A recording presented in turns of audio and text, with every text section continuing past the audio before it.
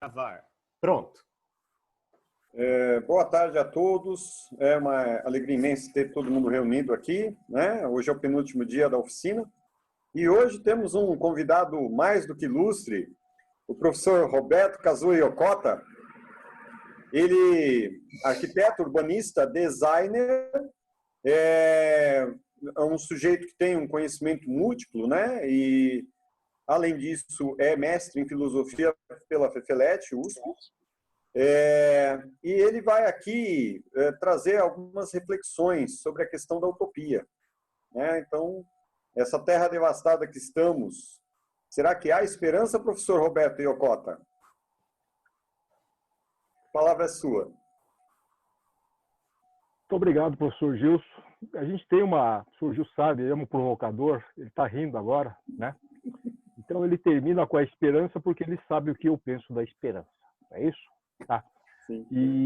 Mas eu não vou falar tanto para não estragar o prazer dele, vou tentar discutir isso com vocês ao longo da apresentação, né? Que eu agradeço, então, aos organizadores, que aí eu fiquei sabendo que essa oficina é parte de um evento internacional, né? Que é uma coisa muito chique, que dá um lápis muito bacana para aqueles que acham que isso é importante.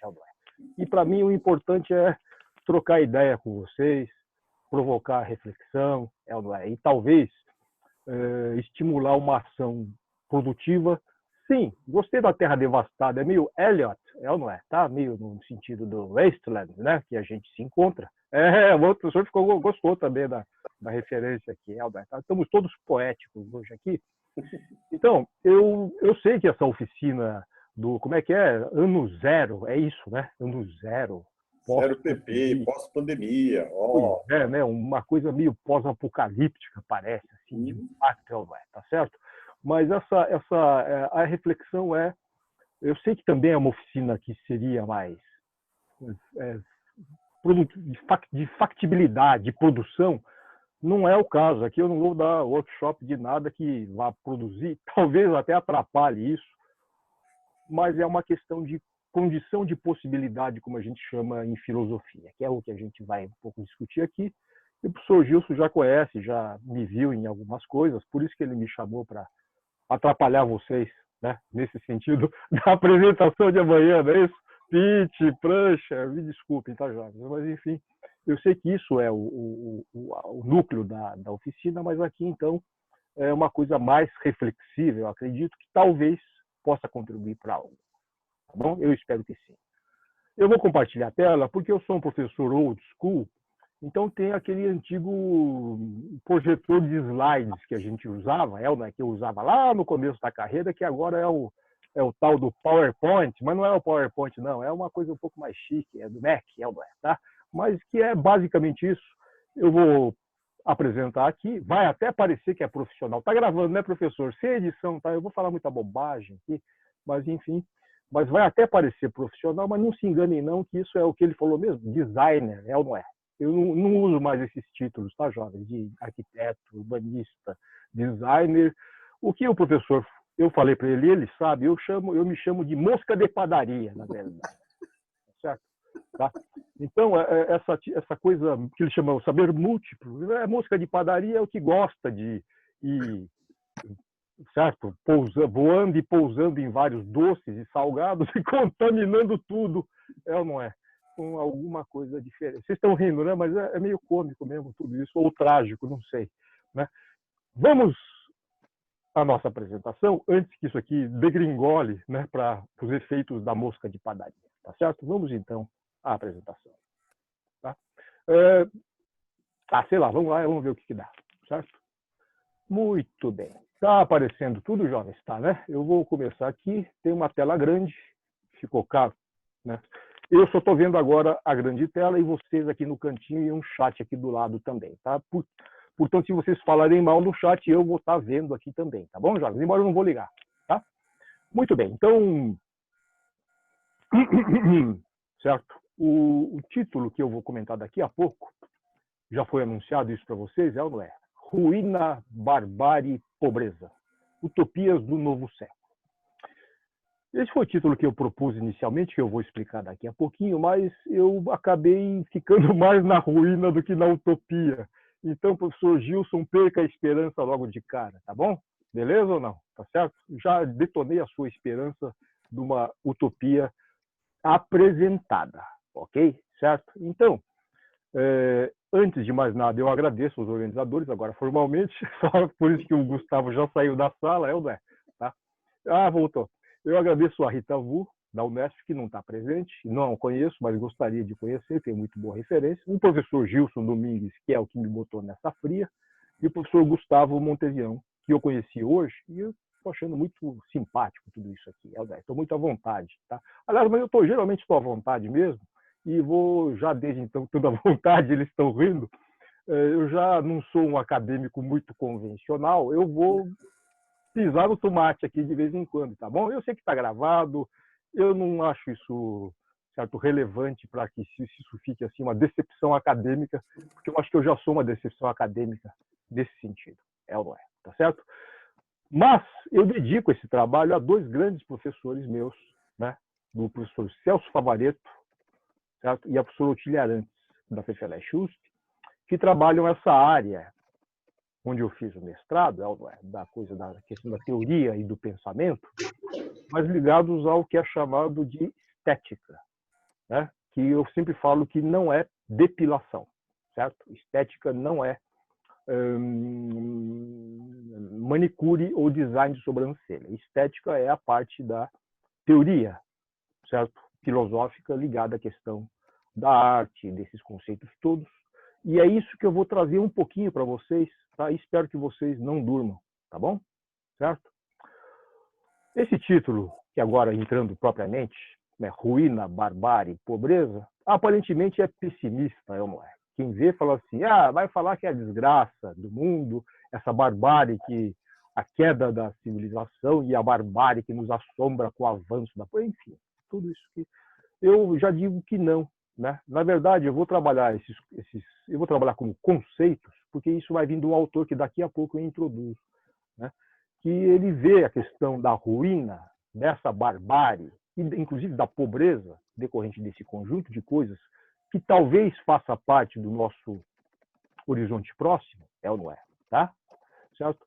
Como possibilidade transformatória e possibilidade operatória. E aí que vem a questão da possibilidade da utopia e não propriamente de uma proposição de uma utopia. Eu não estou aqui para prometer nada e para promover nada. A pergunta é se isso é possível, né? Ok? Então tá bom. Eu começo com uma epígrafe de um poeta chamado Baudelaire, tá certo? Tá? Eu não vou ler em francês, que a minha pronúncia é bovina, mas para fins acadêmicos, isso aqui é a melhor, é a fonte, correto? Né? E eu vou pegar a tradução que eu achei a melhorzinha que eu achei na internet, tá bom, já? Eu vou ser bastante franco, é ou não é? Porque eu vi algumas traduções que são muito parnasianas, é ou não é? Então, são traduções do século XIX, pedantes, e essa aqui está melhorzinha. Então eu começo com essa daqui, desse poema chamado O Irremediável, do grande clássico de Baudelaire, chamado As Flores do Mal, Les Fleurs du Mal, de 1857. Só para dizer que eu sei ler francês, tá, Jorge? Mas eu não vou me atrever a falar no francês, tá bom? Então, eu leio. Um anjo viajante imprudente, que ousou amar o que é disforme, dentro de um pesadelo enorme, a debater-se na corrente. E a lutar angústias sombrias contra o refluxo mais feroz, que, como um louco, ruge a sós e faz na treva acrobacia.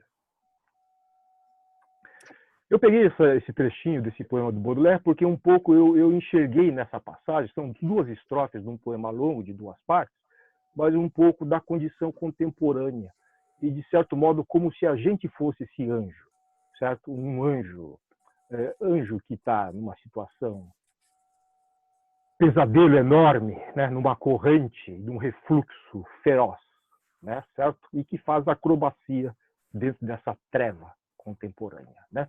Então vocês estão vendo que eu já estou começando com uma imagem e uma poesia romântica, não é verdade? Tá? Para um pouco ilustrar essa situação. E um pouco eu deixo de lado esse ousou amar o que é disforme, a tenter l'amour du difforme, que está no original, né? Tá certo? Que tentou... Jornada? Que tentou... Eu estou trabalhando até o exatamente, então... Que tentou ou foi tentado... Eu tô indo de... Hoje está até. Professor chato, né? Professor chato, quando escuta assim, ele para, né? Então, esse tentou ou foi tentado pelo amor do disforme. Esse disforme eu vou ainda discutir com vocês, tá? O que a gente vai ver ao longo disso aqui, né? Ok? Então, jovens, eu vou pegar essa... Eu vou falar jovens, porque é o meu cacuete de universidade. Todo mundo é jovem, até o Gilson também, tá bom? Certo? Então, para mim, todo mundo aqui é jovem. O Gustavo é mesmo, então não tem problema, tá? Então, jovens, eu vou pegar essa figura do anjo como um guia que nos vai atravessar que nos vai nos levar, vai nos guiar através dessa exposição, né? E para quem não sabe, antes ainda que eu desenvolva, e periga eu me demorar muito, anjo não é só aquela figura sacra, certo? Católica, Maria, não é isso. Anjo, em grego, é angelo, que é o mensageiro, certo? Tá? Então, por isso que o anjo, que é o angelo, em grego, mensageiro, é o que é o portador de novas, certo? Boas ou más, mas é eu chamo assim office boy, antigamente a gente falava isso, não é? Eu chamava o anjo, o Gabriel, de office boy de Deus, por exemplo. Mas o anjo, ele é o portador de uma notícia, de uma mensagem, né? De um sinal, nesse sentido, não é? E também a gente tem a ideia do que está aqui no poema, que é o chamado anjo caído. É o anjo que sai daquela condição etérea, paradisíaca, e ele cai, né? Certo? E depois ele vai ser chamado por isso de mal. Então, só para deixar aberta, afastar essa imagem do anjo angelical e o anjo ser, de certo modo, o nosso guia através dessa apresentação. Por isso que eu peguei essa... E nós também, como anjos, vocês entenderam, né, jovens? Frente a essa situação toda. Tá bom? Para provocar vocês, eu começo com essa imagem aqui, né? Que até eu estou achando muito bacana, de uma jovem tocando um violão num certo cenário devastado, né? Isso é bastante atual, né? Se não me engano, acho que, não sei se tem os meus coleguinhas, os meus aluninhos, né?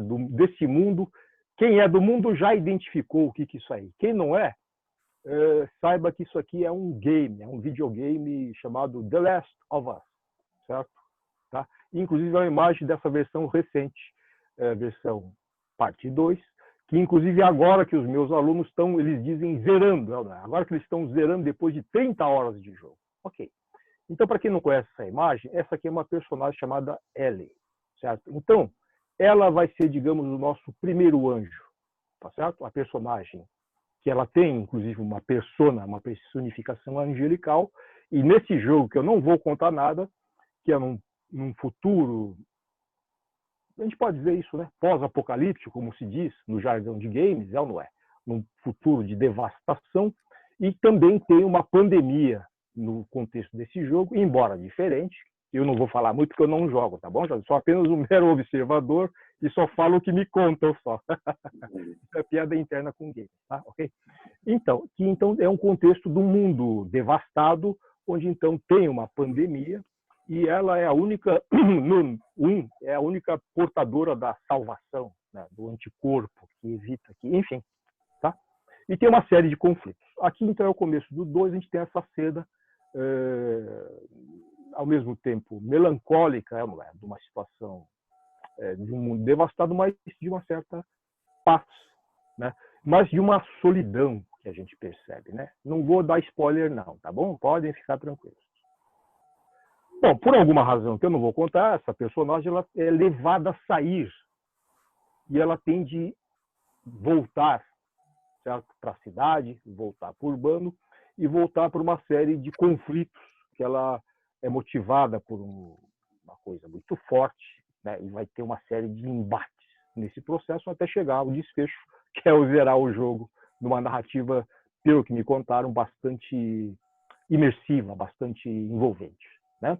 Então, aqui nós temos uma imagem, tudo isso é divulgação, né? Não é nada protegido, de um urbano devastado, de uma cidade destroçada, né? Nós temos também um clima, uma chuva, né, que também acentua esse sentimento, né, dessa ambientação triste, né, certo? E de desafio. E também nós sabemos isso também do primeiro jogo, essa coisa de uma cidade que foi abandonada e a vegetação que faz parte da trama também, como pandemia, ela toma conta do urbano. Tá? As ruínas, nesse caso, do urbano, não são as ruínas ambientais, vamos chamar assim, elas são, na verdade, as ruínas da própria civilização ou das regras sociais que acabaram sucumbindo por conta da pandemia. Tá? Okay? Eu não quero fazer muita teoria do jogo, que os meus alunos gamers vão querer me matar depois e falar que não é nada disso, etc. Mas é só para situar mais para quem, caso... Eu acho que os mais jovens de vocês acho que já experimentaram isso aqui. Né? Então, a nossa personagem, ela tem de sair daquela situação e enfrentar toda uma jornada, que todos sabem, a gente pode chamar jornada da heroína, no caso, Ellie é a protagonista do The Last of Us, para ter, então, um desfecho, que eu não vou adiantar. Tá? Então, dentro desse quadro e desse percurso, entenda o que eu quero dizer, como início. O anjo, certo? Um desafio, a necessidade de uma saída e depois uma jornada. Então, é isso que é um pouco que nós vamos fazer. Tá? Nesse quadro de devastação, no caso aqui ficcional, tá certo? Eu corto para um quadro de devastação histórico, né? Tá certo? Isso aqui é uma imagem que é um acervo da Cruz Vermelha de uma ruína, de uma devastação histórica da Primeira Guerra Mundial, sob força de bombardeio de canhão. Se não me engano, isso aqui é norte da França, tá bom, Jorge? Eu não tenho a referência histórica real, mas também eu escolhi porque tem essa ideia da ruína, do destroço e de uma personagem solitária, que eu creio ser feminina aqui nesse contexto todo. Né? Tá?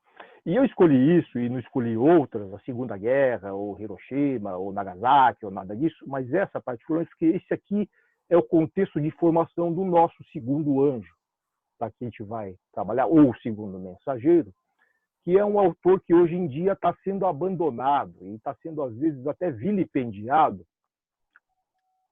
por certos, não vou chamar de estudiosos, que sem nenhum conhecimento criticam isso, essas ideias desses autores da chamada Escola de Frankfurt, tá? Certo?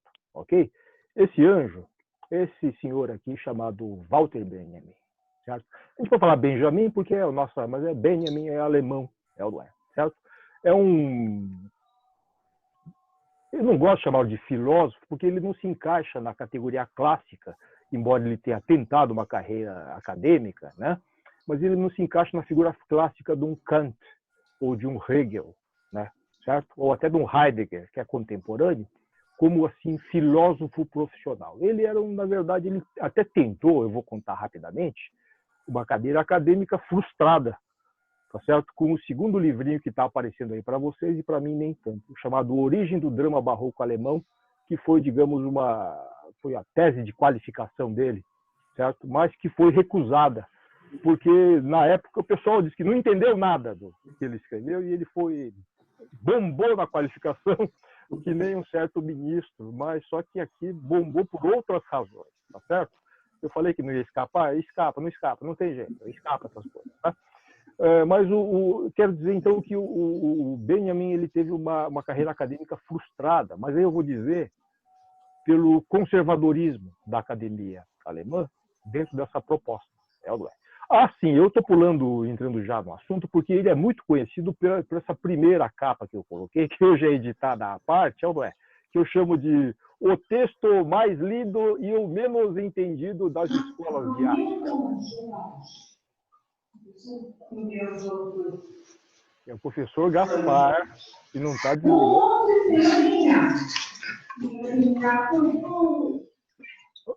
Gaspar, faça favor. Que alegria vê-lo aqui. Desliga o microfone. Isso, alegria nada. Está atrapalhando a aula. Já chega causando. Desculpem. O texto do Walter Benjamin, a obra de arte na era de sua reprodutibilidade técnica, eu chamo de o texto mais lido e o menos compreendido nas histórias dos cursos de arte. O professor é sensível, vocês estão percebendo, né? É um professor chato, viu? Ok? Então é o livro mais lido e pouco compreendido, porque ele é parte do currículo das histórias de arte, dos cursos de design, até em publicidade. Mas ele é mal compreendido, não é porque o pessoal é burro, porque ele é um texto difícil mesmo. Ele é curto, mas é muito difícil esse texto. E eu vou confessar para vocês que eu só entendi o conceito de aura desse texto uns 10 anos depois. Tá certo? Tanto entendi que já esqueci. Não me peça para explicar, tá bom, Jorge? Porque me perturbava esse conceito. Eu falei, agora entendi. Então ele me deixou em paz e eu esqueci o que é aura. Não me perguntem, vão ler, tá bom? Certo? Vocês vão levar 10 anos para entender. Gostaram da piada? Não, né? Ok. Então, esse texto, vocês entenderem então como a presença do Benjamin ela é forte. Não é só aqui no Brasil, nas escolas de arte, é porque ele discute questões importantes nesse texto. Eu não estou desqualificando o texto, não. Ele é importante. Agora, o origem do drama barroco alemão, que eu me adiantei, é da onde eu vou retirar os conceitos que eu vou trabalhar mais tarde, certo? Não tanto da obra de arte. E desse outro texto que vocês estão vendo da capinha, das Passagenwerk, que é o trabalho das passagens, que foi, na verdade, um trabalho inacabado, que ele queria tentar outra vez alguma coisa acadêmica, só que ele não terminou esse texto porque ele teve que fugir da Alemanha. Vou falar isso rapidamente, porque, para quem não sabe, ele, além de ser um cara dito de esquerda, ele é judeu, certo? Então ele teve de sair às pressas da Alemanha da época que vocês sabem qual, se estão vendo, 1940, já era em meio à guerra, e ele tentou fugir, estou falando rapidamente a biografia, e ele consegue chegar até Portugal, mas ele não era um professor rico, importante, com amigos na América, ele estava tentando meio se virar, né, independentemente. Quase conseguiu fugir por Portugal, mas ele ficou sabendo que talvez ele seria preso e ele acabou se suicidando em 1940. Tá? E não viu nada da recepção da sua obra, não viu nada do sucesso, da importância e nada disso. Tá? Então ele viveu as dificuldades desse tempo bastante infernal, vamos chamar assim, né? Como a gente viu no poema do Baudelaire, na verdade, né? Na versão dele mesmo. Então, de certo modo, a sensação do anjo do Baudelaire, eu também vejo que o anjo do Benjamin também sentiu essa coisa. Do Benjamin, certo? Eu vou extrair esses conceitos que vão nos orientar. Então, ruína não é só o destroço despedaçado de algo que a gente lamenta, certo? Na origem do drama barroco alemão, que alguns falam, tem outra tradução que é do drama trágico alemão, Trauerspiel, certo? Que é o título. Tá? Eu fico com a primeira, eu fiquei acostumado com a primeira tradução do Rouanet, que é muito boa, então eu vou chamar de drama barroco, tá bom, jovens? Então essa ideia da ruína tem um capítulo onde ele usa a ruína como um conceito. Tá? Eu vou remeter vocês ao texto, quem quiser vá ver isso com calma, veja o texto inteiro, mas é nesse sentido que eu trabalho a ruína não como algo que é um desmoronamento a lamentar, certo? Mas como uma possibilidade de produção. Tá? Em outro texto, que estão escritos espaços depois recolhidos, tem essa noção de barbárie que ele fala também. Tá certo? Eu estou mexendo aqui porque eu não consigo ler. Né? Então tem a noção de barbárie e pobreza, que num primeiro momento a gente tem uma concepção negativa. A barbárie vai acabar com a civilização, com os valores santos e sacros, elevados. Exatamente, mas ele também enxerga a barbárie como um conceito positivo. Quer dizer, e se desmoronar, de fato, todo um edifício da tradição, certo? E da pobreza da vida daí resultante, se isso também não é uma possibilidade. Bom, eu vou extrair isso, o texto chama Experiência e Pobreza, e essa ideia de experiência, que também me guia, não vou desenvolver aqui, em alemão, Erfahrung, minha pronúncia é bovina, como a francesa, ou não é? Mas é um conceito bastante preciso também em alemão. Experiência é um termo que também tem sido muito, como é que eu diria isso? Experiência tem sido muito banalizado, até pelo marketing. Hoje tudo é experiência, e experiência é um termo bastante forte. né, no sentido benjaminiano, e como eu encaro a questão da experiência. Quer dizer, experiência não é algo que possa, inclusive, ser mercantilizado, tal como é prometido pelo marketing contemporâneo, né? Então, como eu sempre falo que arte, design e agora experiência, tudo ficou banal na grande indústria da falta de pensamento contemporâneo, né? Eu introduzo aqui, o professor Gaspar falou, mas eu não vou falar disso, vou só sugerir que a questão da experiência e a ludicidade, é a questão que eu vou mais tarde insinuar mais do que explicar, está ligado à ação na ruína, à ação bárbara e à ação na pobreza, tá certo? Junto com também uma noção que eu só vou insinuar, porque eu não tive tempo de preparar isso, chamada perlaboração. Perlaboração é um conceito freudiano da psicanálise. E só para indicar para vocês é o que fazer, como a gente elabora uma experiência traumática, ou como a gente elabora uma experiência de crise, de angústia extrema, né? Claro que eu não estou aqui para fazer psicanálise, porque eu não tenho diploma para isso, né? Mas encarar a barbárie, a pobreza e a ruína, e através da ludicidade promover uma perlaboração ou tornar possível uma perlaboração, tá? Eu não vou usar esses termos, vai ficar um termo muito chato, porque vocês também que tudo isso aqui, esses termos, eles atravessam o chamado pensamento da escola de Frankfurt, tá? do qual o Benjamin ele é um membro, mas ele não é um membro, isso não existe, ortodoxo, né? Tal como foram Adorno, certo? Horkheimer, como foi até o Marcuse numa outra fase, etc. E tal. Ele é o Benjamin ele é um autor que também ele mosca de padaria, ele circula, ele transita para o universo da arte, da literatura, fala de arquitetura, fala de um monte de coisa do qual vou me alimentar a falar. Então, meus caros, quem está falando para vocês não é o Yokota, é o não é. É a Ellie, é o Baudelaire e é o Benjamin, certo? Eu só vou fazer uma última citação, e deu um pepino aqui, certo? Deu 2. Cacilda, spoiler. Eu só vou ler essa parte, que é um texto que agora faz um nexo, certo? De um texto famoso, para quem estuda o Benjamin, todo mundo sabe disso, para quem não sabe eu cito, que é um texto chamado Sobre o Conceito de História, de 1940, que ele escreveu um pouquinho antes de morrer. Eu vou ler porque tem a ver com essa imagem desse quadro. Eu nunca fiz isso antes de botar as coisas juntas, tá? É a primeira vez que eu faço isso. Eu sempre vi isso aqui, sempre vi o quadro, mas nunca botei junto do jeito que hoje dá para fazer. Essa gravura, porque é uma pintura sobre papel muito simples, ela pertenceu ao próprio Benjamin. Ele comprou do Paul Klee e ele manteve isso e levou até Portugal. Ele morreu, se não me engano, levando essa gravura. Por isso que ela fala assim, professor, está tudo detonado essa coisa. Mas é isso. É um testemunho também, não é? Não vou entrar no mérito da análise da imagem, mas isso aqui é a gravura Ângelos Novos, do qual o Benjamin escreve esse texto que eu vou ler para vocês, tá bom? Que é a dele. Ele estava olhando para o quadro quando ele escreveu isso aqui. Há um quadro de Klee que se chama Ângelos Novos. Representa um anjo que parece querer afastar-se de algo que ele encara fixamente. Seus olhos estão escancarados, sua boca dilatada, suas asas abertas. O anjo da história deve ter esse aspecto. Seu rosto está dirigido para o passado.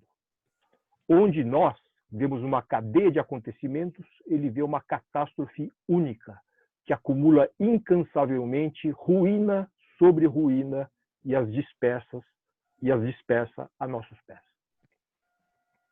Ele gostaria de deter-se para acordar os mortos e juntar os fragmentos. Mas uma tempestade sopra do paraíso e prende-se em suas asas com tanta força que ele não pode mais fechá-la. Essa tempestade o impele irresistivelmente para o futuro, ao qual ele vira as costas, enquanto o amontoado de ruínas cresce até o céu. Essa tempestade é o que chamamos progresso. Pois bem, o Ângelos Novos do Benjamin é o próprio Benjamin, certo? Como testemunho da história, certo? Como depois o Benjamin escreve, o Baudelaire é o Ângelos Novos do século XIX. Tá certo? Tá? Eu vou introduzir, ao longo da exposição, para não ficar só preso nisso, alguns outros anjos também, outras figuras que tem, e nós também, vocês entendem? Nós perplexos vendo a ruína, eu creio nisso, né? Ver o arruinamento, certo? Essa catástrofe diante de nós, e nós de olhos arregalados, mas impedidos de agir e talvez impelidos, tá certo? Então, é nesse sentido que eu comecei com o Baudelaire e agora eu fixo com o Benjamin essa ideia do anjo.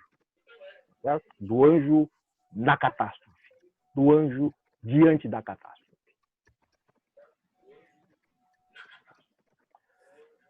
Apesar desse tom trágico, certo? Que eu estou imprimindo a apresentação, e é isso que se trata do chamado Trauerspiel, do drama trágico alemão que foi o objeto da tese, né, do qual ele foi reprovado na qualificação, ou do drama trágico ou drama barroco, como foi traduzido pelo Rouanet.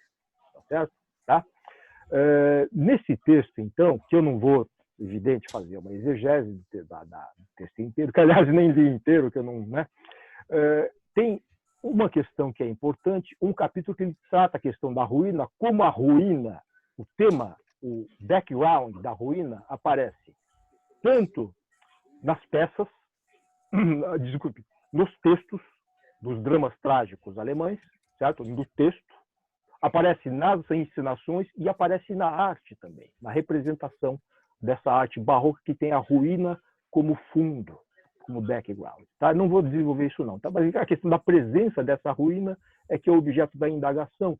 E o Benjamin trata isso não como indicação apenas da melancolia, da desolação. Aliás, ele indica isso, mas ele não indica isso como algo negativo, mas isso como impulsionador da força do drama trágico ou da arte barroca. Tá? Então, eu trabalho aqui a ruína como constituinte dessa racionalidade trágica presente na arte dita barroca. Eu estou falando isso porque o barroco, muito professor de história da arte, inclusive eu, mostra nesses cursinhos muito rápidos, é ou não é? É sempre o barroco triunfante, é o barroco da igreja, da Contra-Reforma, impressionante, naquele espetáculo, né, que tem da riqueza e etc. e tal, do trompe-l'œil, né, do engana-olho. Sim, sim. É o barroco do Palácio de Versalhes, do absolutismo, do poder real. Sim, sim. Mas esse é o lado brilhante, né, e magnificente do barroco, e tem um lado que eu vou chamar o lado da sombra, que é muito pouco tratado. E a ruína está nessa chave, como também o chamado penumbrismo, a pintura escura, tá certo? Que também acaba não se destacando, mas elas fazem parte do mesmo momento. Agora, o que acontece na visão contemporânea, e alguém está com o áudio Alberto, é que se destaca só o lado brilhante, por conta desses cursinhos porcaria que nós somos obrigados a dar. E não se destaca esse lado trágico, certo? Presente nisso. Tá? E não vou recuar até a tragédia grega, senão não tem fim essa aula. Tá? Por outro lado, do que é chamado barroco, eu coloco barroco entre aspas, porque os meus alunos me conhecem. Eles sabem que eu não trabalho o barroco como um estilo, como uma positividade. Salvo se eu entender barroco no sentido do século XVII, de algo que é considerado imperfeito, algo que é considerado irregular, algo que é considerado, inclusive, de segunda categoria no século XVII. É a chamada pérola barroca, que era desqualificada em função da pérola esférica, perfeita, que tem o modelo do Renascimento. Tá certo? Ok? Então, barroco, para mim, não é categoria, não é estilo, não é época. Tá certo? Barroco tem a ver com algo arruinado, tá certo? No nosso contexto. Por outro lado, eu botei menorzinho, eu vou trabalhar o que também em história da arte é chamado de neoclássico, como um período ou um pensamento subsequente ao barroco que reconstitui uma razão iluminista. E é assim que se coloca também a história das ideias. Eu vou tentar colocar isso dentro de um mesmo drama, de uma mesma ação. Para quem não sabe, em grego, drama significa ação no teatro. Tá? Para ilustrar todas essas questões, e para ser rápido, eu escolhi não as pinturas barrocas do Zurbarán, ou também alguma coisa que tem, inclusive na própria Itália, eu peguei um cara meio outsider, né? De um cara chamado Piranesi, certo? Giovanni Battista Piranesi, que foi um gravador muito famoso na época, e aqui o quadrinho está em cima da minha legenda, da minha cola. Ele ficou muito famoso à época e, posteriormente, com a série de gravuras, eu vou mostrar duas para vocês, dessas chamadas Vistas de Roma. Então, o Piranesi é do século XVII, né, que o pessoal classifica como barroco, ou do chamado maneirismo para o barroco, período. Então, ele se dedicou a fazer uma visita e digamos, uma figuração dessas ruínas da antiga Roma, tá certo? Tá? Então, aqui nós temos as ruínas das Termas Antoninas. Para quem não sabe, as termas na antiga Roma, no auge do Império, eram o grande polo do que hoje a gente chama cultura. Porque além de lá tomar banho, fazer sauna, tinha biblioteca, era um chamado ponto de convergência, discussão. Certo? E não só da aristocracia, que não era aristocracia, era o patriciado, mas também muita gente da plebe circulava. Então, era um ponto muito vivo. Então, nesse sentido, a ruína da terma é a ruína de um certo mundo, né? Certo? De grandeza cultural desvanecido. Né? Eu pego e faço um detalhezinho aqui, que eu estou me danando aqui. Opa, funcionou, certo? Que ao mesmo tempo que o Piranesi faz, digamos, a ruína arquitetônica do edifício, que era grandioso, de mármore, impecável, e ele está desmontado, ele está tomado por vegetação, ele também coloca, vocês estão vendo aqui, não sei se o mouse aparece, põe as personagens aqui, ou não é? Tá certo? Muito pequenas, que a gente vê, então, a grandeza, a escala e a indiferença dessas personagens. Inclusive aqui, a gente imagina que é um vagabundo com um cão maltrapilho, hoje poderia ser um catador, não é? De lixo. Ele está aqui circulando em meio àquilo totalmente indiferente àquilo que significa a terma antonina, certo? No sentido histórico da coisa. Então, isso é uma imagem. Uma segunda que eu escolhi, são várias, tá? Aqui tem uma ruína da galeria de estátuas da Vila Adriana, ou a vila do imperador Adriano em Tivoli, né? Que era a casinha de campo do imperador, porque Roma não dava pé, Roma estava muito ruim naquele tempo, o pessoal fez umas casinhas de campo, assim, tipo, né? Voltando. Então, essa aqui é uma famosa vila, né, do imperador Adriano, que também se arruinou, e nós vemos aqui a figuração da imponência arquitetônica da construção, toda ela, certo, carcomida, né, tá certo? Toda ela aparente aqui a pedra de construção e toda a lisura, toda a ordem, né, toda a perfeição, a gente pode usar esse termo, né, visada pela arquitetura clássica, está aquela aqui desabada. Ao mesmo tempo, como sempre eu coloco, né? Temos aqui talvez um cara indiferente, um pedinte aqui, talvez, né? Um pedinte, um sem teto, né? É curioso falar sem teto, porque não tem teto aqui mesmo, né? Desabou o teto da Vila Adriana. E quer dizer, então, que temos aqui um outro personagem, que também a gente pode dizer que é uma personagem muito pobre, né? Que isso aqui estava abandonado, isso aqui estava algo sem valor, deixado, né, ao léu, deixado ao que a vegetação tomasse conta. Isso acontecia em muitas ruínas, certo? Do século XVI, XVII. E agora, é curioso, vai ter uma febre, um interesse por essas ruínas. Então, eu falo isso porque o século XVIII, XVII por XVIII, ao contrário do século XVI e XV, isso que diferencia do que é chamado de Renascimento, os artistas, eles não se sentem pertencentes à antiguidade. Eles não se sentem como partes do mesmo ciclo da roda da fortuna que eles tentam mimetizar. O século XVII e XVIII significa uma partida, uma separação. Existe a ruína, existe o antigo, existe o modelo, só que eles o veem como ruína. Ou melhor, eles já não se sentem parte. Eles têm de fazer algo novo. E é nesse sentido que é o chamado neoclássico, e é nesse sentido também que não só agora em arquitetura, mas também no mundo político, no mundo institucional, no mundo econômico, certo? Se tem a ruína do antigo, a partir do qual se constrói uma coisa totalmente nova.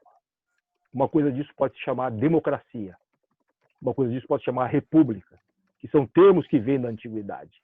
Democracia grega e república romana, mas ambas são ruína. Ou seja, não se trata de retomar no mesmo ciclo como faria o século XVI.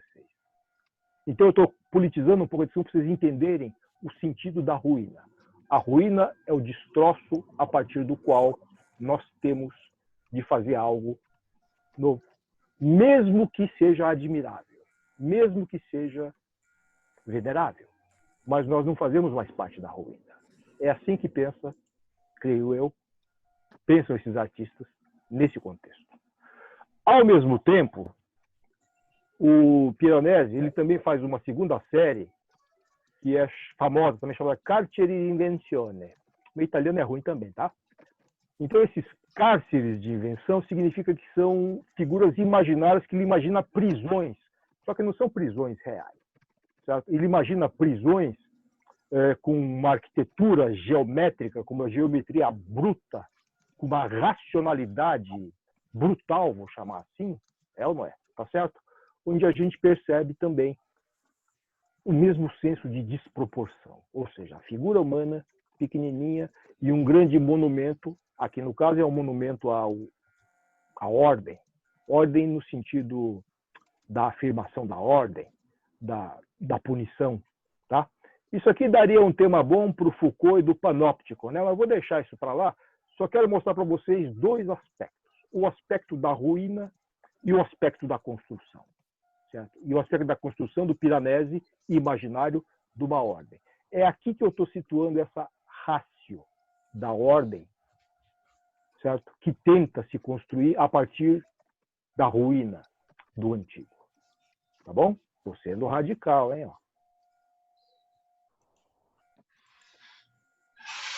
Eu pus essa imagem para quebrar e, ao mesmo tempo, para ilustrar o que significaria aquela Carceri di Invenzione numa construção concreta. Os franceses, o senhor Petit não está aí não, né? Senão ele vai me bater, tá?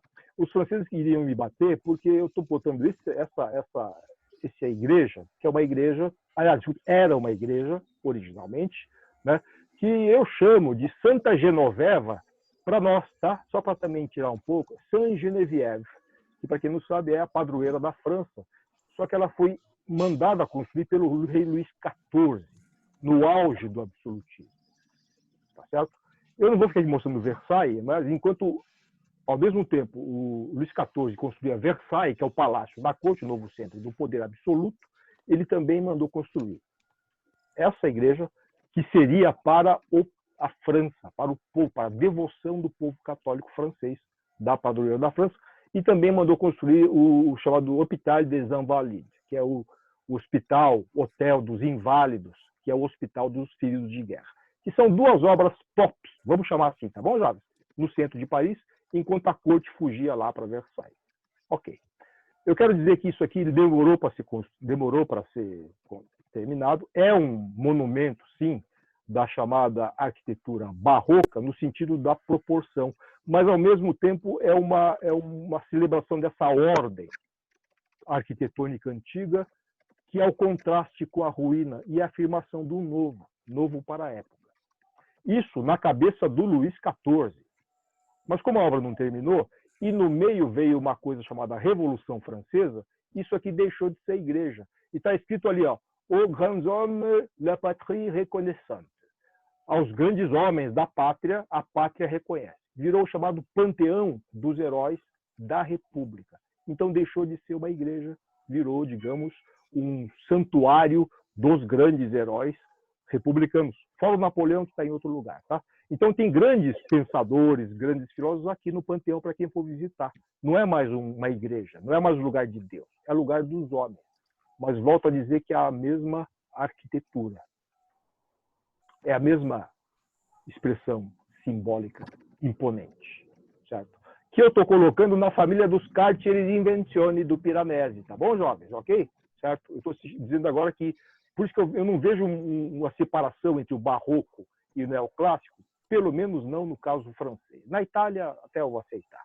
Então, eu estou querendo ver, não sei se está fazendo sentido, essa ideia, então, do destroço e depois de uma ordem que tenta se contrapor ao destroço, tá? Certo? E inventa o que à época era uma novidade.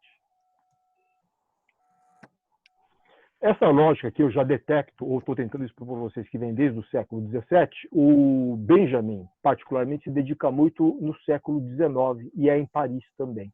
Tá certo? Tá? Ok? E é num contexto, para quem não conhece, das grandes reformas que Paris atravessa no século XIX, que são consequência da chamada Comuna de 1848, que, para quem não sabe, foi uma grande rebelião social, né, que inclusive derrubou a monarquia,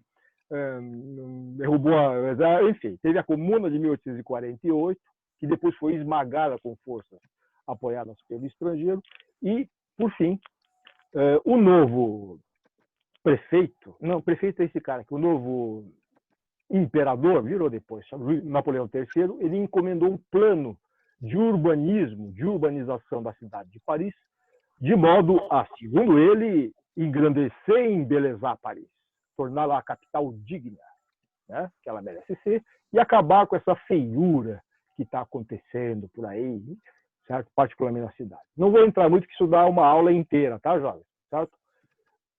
Só que o objetivo, e esse personagem que eu vou dizer o nome, está escrito aqui, ele sabia que também tinha um objetivo político estratégico, de abrir grandes avenidas para impedir que as vielas da Paris medieval propiciassem a rebelião, propiciassem o congestionamento, as barricadas, né, que facilitaram a Comuna de 1848, romanticamente figurada no romance Os Miseráveis.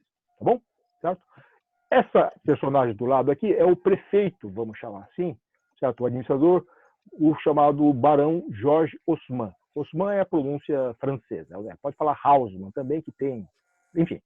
O Haussmann, ele foi chamado de artista demolidor, porque ele foi encarregado de destruir grandes áreas de Paris para a abertura de grandes avenidas, né? Que lá é chamado Boulevard, tá certo? E, de certo modo, conformando a Paris moderna, a Paris que nós vemos hoje, salvo uma outra área ainda do centro, perto da Ile-de-France, do centrinho medieval de Paris, na chamada Rive Droite. Tá bom? Vamos em frente. Frente, desobediente, não obedece. Temos aqui uma gravura em metal e temos aqui uma fotografia, porque já tem fotografia, né? Segunda metade do século XIX, dessas grandes demolições promovidas pelo Haussmann. Tá? Então, aqui é qual? Aqui é a perspectiva da ruína, certo? A perspectiva da destruição do tecido urbano existente, das habitações existentes. Muitas delas eram cortiço, tá, jovens? Onde ficavam abrigados os revoltosos, tá? Não vou entrar muito em detalhe, tá certo? Ah, sim, e essas ruas, essas vielas, tinham esgoto a céu aberto, estava cheio de mendigo, tinha prostituta, vendiam rato em carrinho, enfim. A burguesia achava que Paris era uma vergonha, então isso tinha de ser saneado, isso tinha de ser embelezado, isso tinha de ser devastado. Aqui a gente tem um quadro à esquerda do Gustave Caillebotte, certo? Que é um pouco isso, né? Ai, professor, que lindo! Que lindo! Rua de Paris, dia chuvoso, que está mostrando essa nova Paris, certo? Essa nova Paris. Saneada, vocês estão vendo que tem o lampião a gás, é ou não é? Tá certo? Que é um objeto moderníssimo para a época, por isso que é chamado de cidade de luz, né? Tem o pavimento ali, regular, limpinho. Aqui eu não vou dizer que é da pintura, não, tá, jovem? Temos os edifícios construídos segundo um gabarito, regularidade. Temos, então, uma cidade em ordem, tá certo? Promovida por regulamentos bastante, digamos, rígidos, né? Inclusive estéticos. Tinha de submeter a aprovação, inclusive, da fachada, que tipo de estilo seria apropriado para fazer isso, por um tipo de construção totalmente sem precedente. Nunca se construía desse jeito, porque foi tudo demolido mesmo, onde se abriam essas grandes avenidas, é ou não é? Tá? Então, esse é o quadro da bela cidade de Paris, tal como ela é vista até hoje. Essa é a visão que a gente tem dessa beleza. Sim, é uma beleza.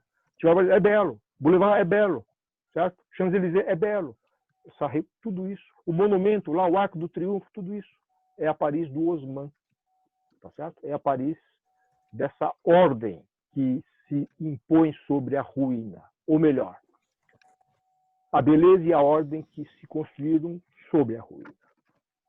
Do lado, nós estamos vendo o nosso herói, já citei antes, é uma pintura do Baudelaire, através de uma pintura do Courbet. Eu preferi botar a pintura do Courbet do que botar uma fotografia que já tinha do Baudelaire, né?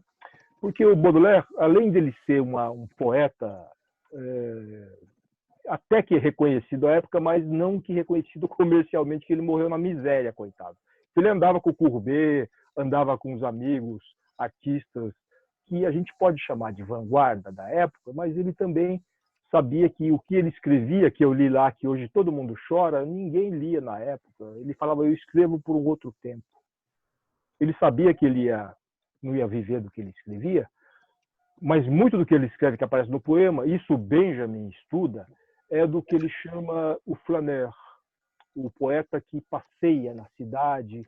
Então ele conta como isso transparece nos poemas, a rua em obra, a devastação, o café novinho, a loja novinha, a burguesa bonitinha, etc. e tal. Tudo isso ele está vivendo como anjo da história, mas ao mesmo tempo transfigurando isso no poema, tal como eu mostrei para vocês, né? Tá certo? Tá? O Benjamin trata a questão do flaneur, da flânerie, do flanador. Flanador é bom, posso falar isso, né? Do passeador sem sentido, que é o poeta, mesmo passando fome, ele faz isso. Mas ele também pega, o Benjamin trabalha no outro texto, Paris, capital do século XIX, essa novidade que vem desse período, que vai também culminar com a Torre Eiffel, tá certo? E com as grandes estações de trem, dessas chamadas galerias, que começam a aparecer em Paris, as que ele chama as passagens de Paris. Então, eram edifícios tradicionais que começaram a receber estrutura metálica e vidro na cobertura, criando ruas fechadas. Então, criando um ambiente que hoje nós chamamos de híbrido, que causava estranhamento, né? Porque não se sabia se era dentro ou fora, é rua ou não é rua. É claro que para nossa sensibilidade isso aqui é comum, né? Isso aqui é o que nós, para nós de propósito, tá?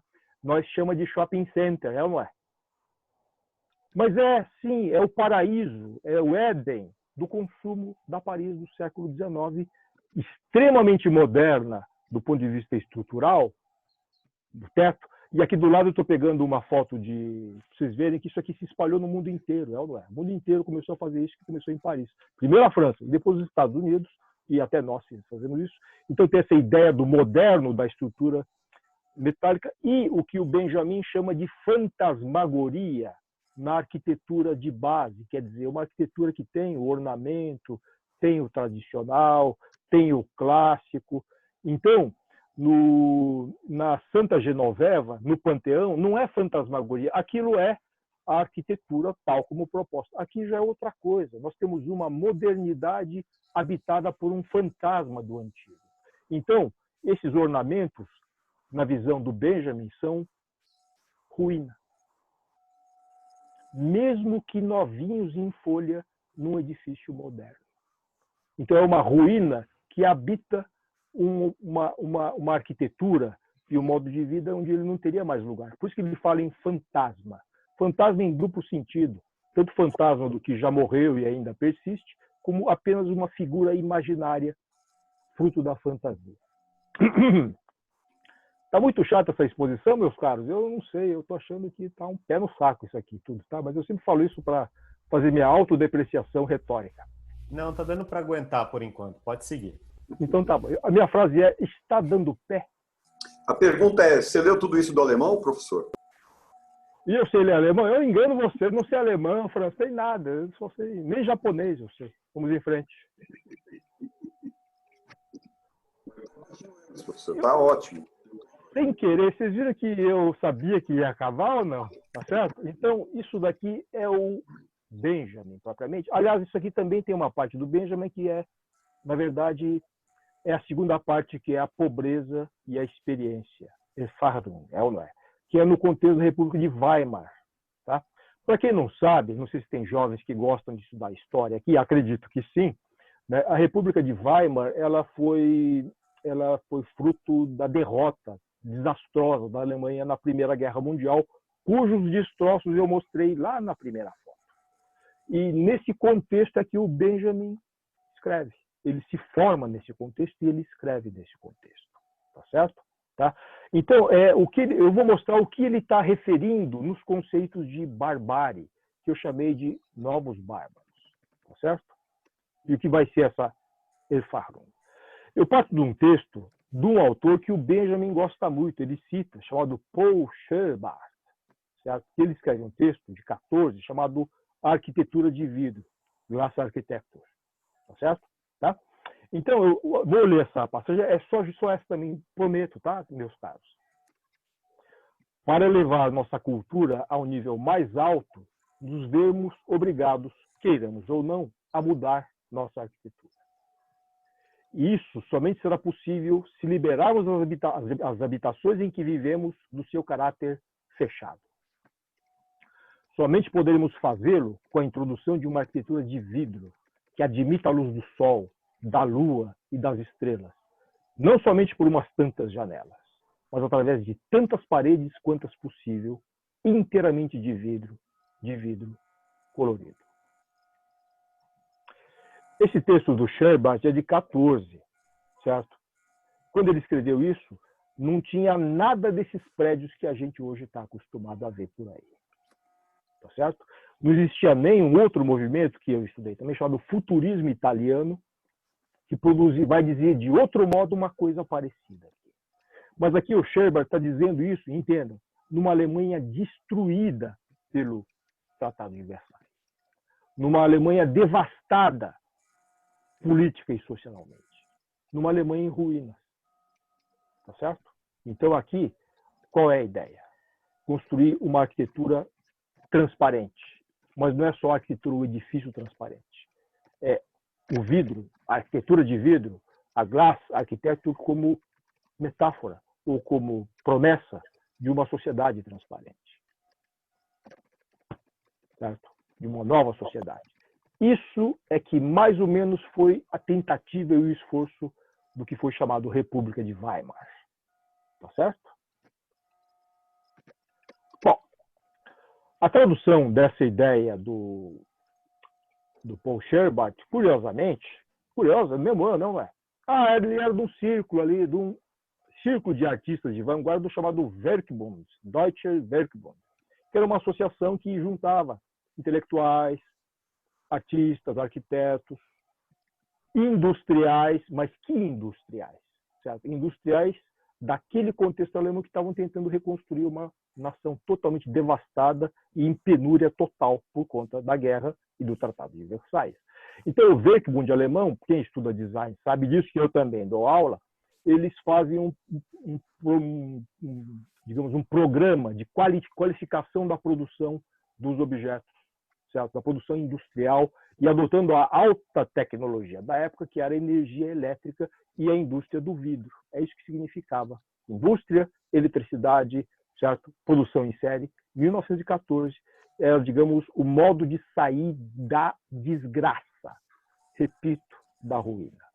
Então, o pavilhão do Werkbund, ele tem tecnologias modernas, mas, curiosamente, uma forma ogival, que é uma forma tradicional. Gozado, essa forma ogival está presente lá no Piranesi, na Carceri-Invenzione, certo? Também, né? Então, é curioso que nós temos aqui o que para a época era tecnologia mais moderna, o conceito mais moderno de arquitetura, com ainda um toque da tradição. Alguns falam que parece um mamilo, mas não é isso não, tá, Jorge? É ogiva aqui que é o tema. Por dentro, vocês estão vendo, ó, tudo em bloco de vidro. Certo? Tudo estrutura metálica. Né? Tá? Salvo esses móveis aqui, que vai ter um toque, o pessoal vai chamar de Art Deco, mas não vou ficar, né? Ok? Então, a ideia, então, dessa arquitetura totalmente feita em o que eles Isso aqui seria o desejo de fazer indústria, embora isso aqui foi feito à mão, tá, Jorge? Foi feito com apuro artesanal, no martelo, é ou não é? Só que a ideia é que isso parecesse industrial. Por quê? A indústria era um projeto para a Alemanha que vinha de uma tradição artesanal, posso falar assim, né? Se chamava Arts and Crafts, isso, concorda ou não? Certo? Ok? Ó, você está entendendo onde eu vou chegar, né? Eu já estou entendendo a piadinha. Então, mas isso aqui eram Arts and Crafts, uma peça única feita à mão, com desejo de ser indústria, que é o que a Alemanha desejava ser para sair da ruína. Ok? Essas ideias do Werkbund influenciaram uma segunda geração de artistas e arquitetos, e um dos mais famosos é esse tal de Mies van der Rohe, tá certo? Que aqui faz um esboço do edifício manifesto, do edifício à época impensável. É uma torre de vidro, um arranha-céu, skyscraper, embora existisse arranha-céu nos Estados Unidos. Mas o que era o arranha-céu dos Estados Unidos? Era um edifício com alvenaria, certo? Com fechamento e muitas vezes com estilo, com ornamento tradicional, tal como a Paris do século XIX do Haussmann. Só que os americanos fizeram a Paris do Haussmann e verticalizaram. Então, o que faz o Mies? O Mies faz uma proposta radical, vocês estão vendo aqui, uma torre, isso aqui foi uma tese, tá, Jorge? Isso aqui foi um manifesto, não foi construído, não teve cliente. Então, é uma torre, vocês estão vendo, com um terreno triangular, dificílimo de projetar, ele faz 3 blocos de escritório e uma parte de circulação central, com os vazios aqui, dando esse resultado aqui. Ou seja, uma torre de vidro, totalmente de vidro. Tá? 1921, não há precedente disso. Tá certo? O pessoal tentou dizer, mas desse jeito, com esse conceito. Então, isso aqui é levar o conceito do pavilhão do Werkbund e da Glas Architecture do Scherbart, 6 anos antes, ao limite. Tá? Bom, isso aqui podia ser só uma coisa que a gente vê, né, que podia ter ficado só nas excentricidades da história, não é? Nós sabemos que isso aqui virou realidade. Virou ou não virou? Tá? Mas eu estou tentando colocar vocês na perspectiva do anjo da história da época, para ver o espanto que era ver isso em 1921. Tá? Certo?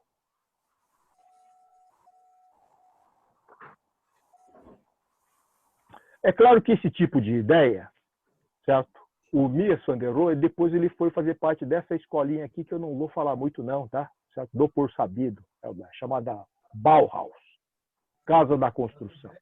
É ou não é? Tá?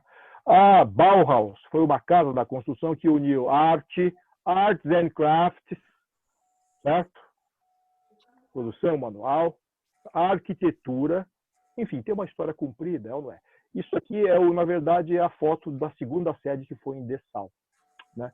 Na minha abordagem aqui, que eu não vou então desenvolver, que teve muita coisa, que a Bauhaus produziu chá, bule de chá, cadeira, roupa, tapeçaria, pôster, tudo que hoje nós chamamos de design, não é? Certo? Hoje a gente chama de design. Tá? Que era chamado Gestaltung. Beleza? E para eles não tinha diploma, eles iam sair Bauer. Tinha diploma de Bauer. O que é Bauer? Bauer é construtor, né? Tá certo? Aqui eu só vou chamar a atenção que nesse prédio da Bauhaus, essa é a minha foto, a parte de vidro do edifício, que é que predomina, é uma cortina de vidro por fora do concreto, é a parte dos laboratórios. Tipo, eu chamar de Fab Lab hoje, é a parte da parte fabril, laboratório fabril.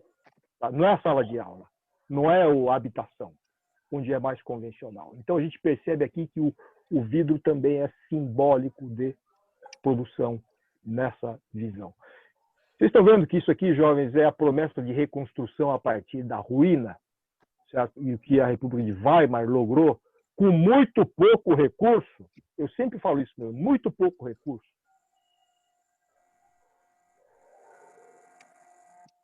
Um segundo campo de protótipo, eu gosto de citar, é essa aqui, que é a chamada Pfaffenhof-Siedlung, certo? Em Stuttgart. Tá? Onde o Mies van der Rohe, que é o cara que eu escolhi como anjo agora, foi o coordenador, ele projetou essa caixinha aqui com habitação coletiva, uma coisa que na época era considerada estranha. Jovens, comparem com isso aqui que é em torno. Estão vendo? Isso aqui sim, isso aqui é arquitetura. Tem casa, tem janela, tem telhado, tem cozinha. E aqui era uma caixa de sapato, com uma cozinha de 1,5 por 3. O pessoal achava um absurdo, era impossível viver aqui. Lavanderia coletiva, que coisa mais... Era um protótipo. E aqui uma série de outras habitações protótipo. É curioso. Então, para nós, a arquitetura de vidro é banal, isso daqui é banal, cozinha de 1,5 por 3 é banal e casinha, caixinha é banal, é ou não é? Não era para a época, tá, jovens? Porque até, eu vou chamar a mídia conservadora da época, reagiu muito mal a esses experimentos, certo? Então, isso aqui é de um jornal, tá vendo? Chama assim, ó, isso aqui é acampamento de bárbaro. Araberdorf, certo? É coisa de beduíno. Não é coisa de alemão. Não é coisa de gente do bem. Escapou outra vez, tá bom, já? Não é coisa de gente decente. Gente decente mora aqui. Tá certo? Isso aqui é coisa de gente degenerada.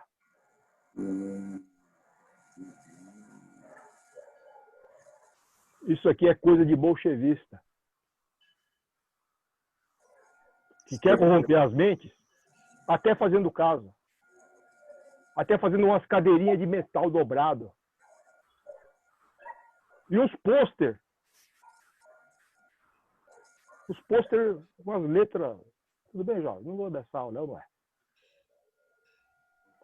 Antes disso, tá? Eu vou falar depois disso.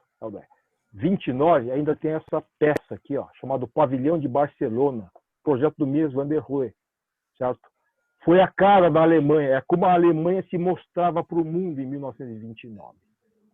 Dizia assim, 10 anos depois da ruína, não é isso ou não? 14, 18, é ou não é? Guerra, é ou não é? 10 anos depois, olha o que a gente faz. Certo?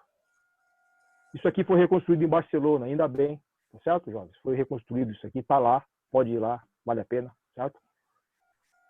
E é uma peça lapidar, é uma obra-prima da arquitetura moderna e, ao mesmo tempo, vou insistir, essas pedras de mármore e granito foi tudo escolhido, colocado à mão, tem... Certo?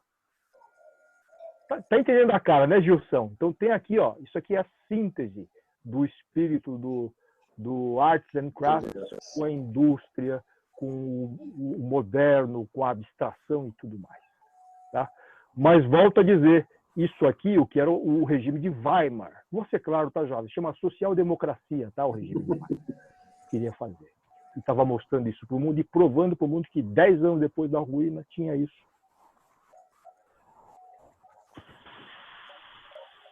Sem muitos comentários, certo? Porque nós sabemos que a Bauhaus foi fechada, vocês devem saber, é ou não é? Porque foi considerado um antro decomunista, é ou não é? Tá certo? Que não é verdade. Beleza? Tá? Mas tá aí. Tem o japonês, inclusive, aqui também, né? É o Patrício aqui, tá, jovem? Imperialista aqui, tá? Não livro a cara nem dos meus amigos também, beleza? Mas se eles são imperialistas, tem mais é que bater mesmo, é ou não é? Tá? Então, isso aqui é um pôster, na verdade, que foi feito às pressas para ilustrar o fechamento da escola, né? Que durou pouco tempo. E o último diretor ainda foi o Mies van der Rohe, tá certo, jovens? Que acabou fechando a escola em 33, se não me engano.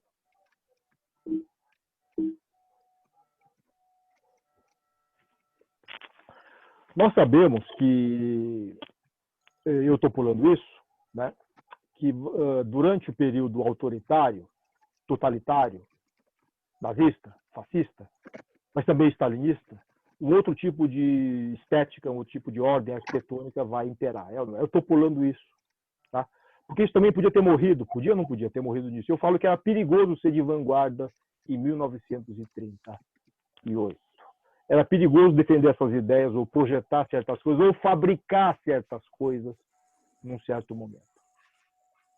Tá certo? Então, o que parecia uma ruína do projeto da modernidade, essa, que eu vou chamar social-democrata, tá? No caso da Alemanha, curiosamente ela migrou para outro lugar, que foi os Estados Unidos. Não vou fazer uma longa história de como é que isso, na verdade, essa cultura modernista, modernizante, ela se implantou nos Estados Unidos.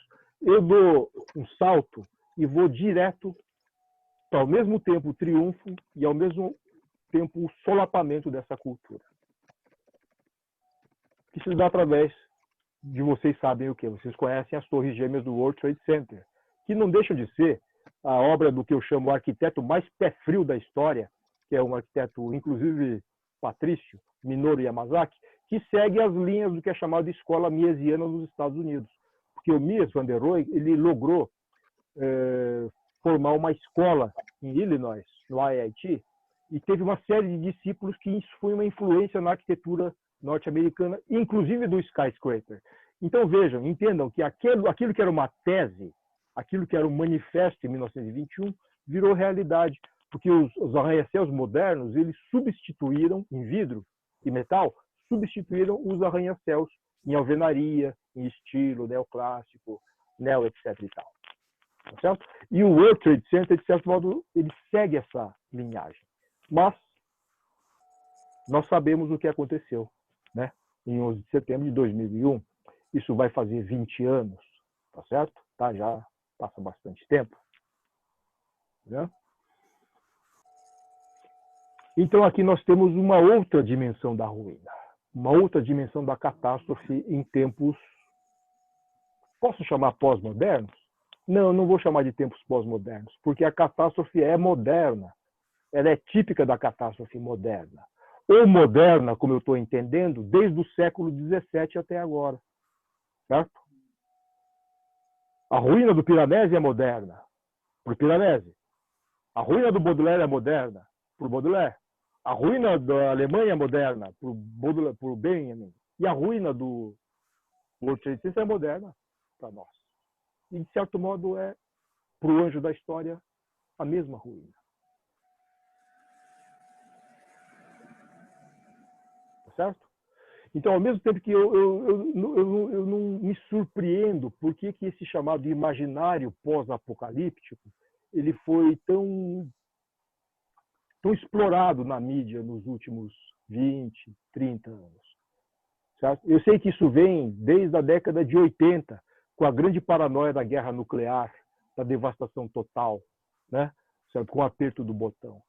Mas o 11 de setembro trouxe uma tangibilidade a isso, porque isso tornou isso visível, particularmente para o norte-americano que se sentia invulnerável, ele se sentia à parte. Né? A desgraça foi na Europa, foi no Japão. Se eu jogamos umas bombinhas lá no Japão, tudo bem. Sabe? A gente vai lá e dá uma grana, reconstrói, plano Marshall, sabe, e tal. O 11 de setembro significou uma sensibilização da presença da ruína dentro, no coração da cultura da capital do século XXI. Né?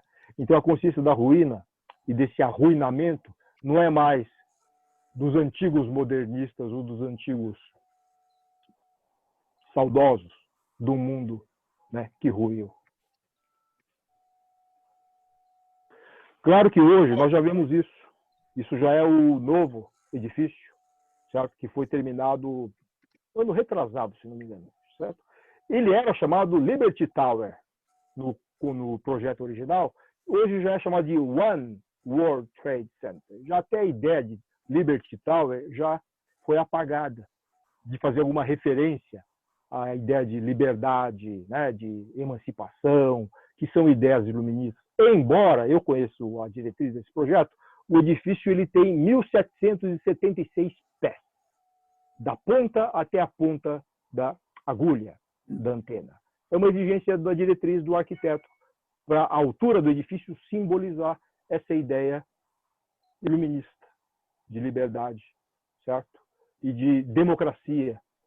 Democracia norte-americana que, aliás, é inventada na ruína dos romanos, não é verdade? Então é isso que eu digo que é uma ruína só e uma invenção só ao mesmo tempo.